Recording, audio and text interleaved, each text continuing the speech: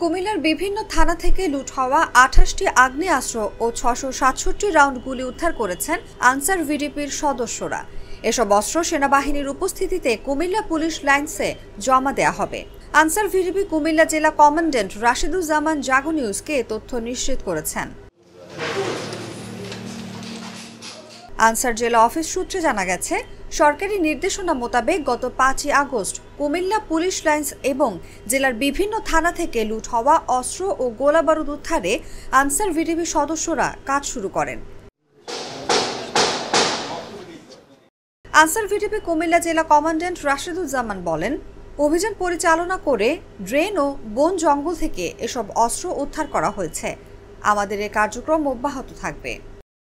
আমাদের কুমিল্লা জেলা থেকে ২৮টি অস্ত্র উদ্ধার করেছি। তার ভিতরে আপনার ৪টি রাইফেল, ৫টি পিস্তল, ৯টি শটগান, ২টি এলএমজি এবং একটা এসএমজি, এবং আমরা টোটাল ৬৬৭ রাউন্ড তাজাগুলি উদ্ধার করতে সক্ষম হই।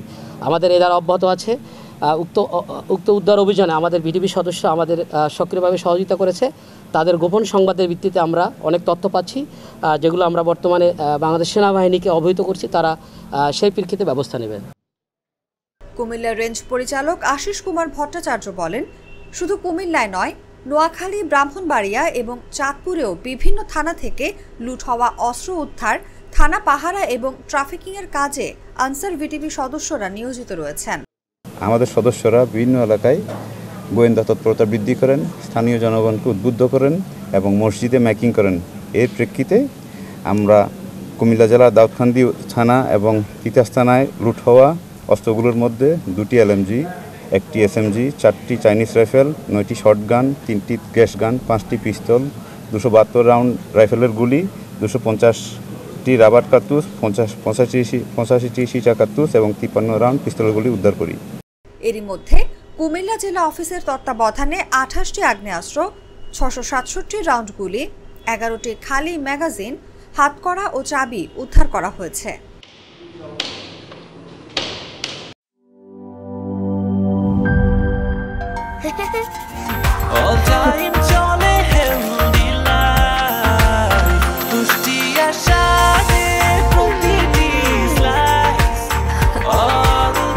ব্রেকফাস্ট, টিফিন কিংবা স্ন্যাক টাইমে মজাদার আয়োজন মানে অল টাইম ব্রেড।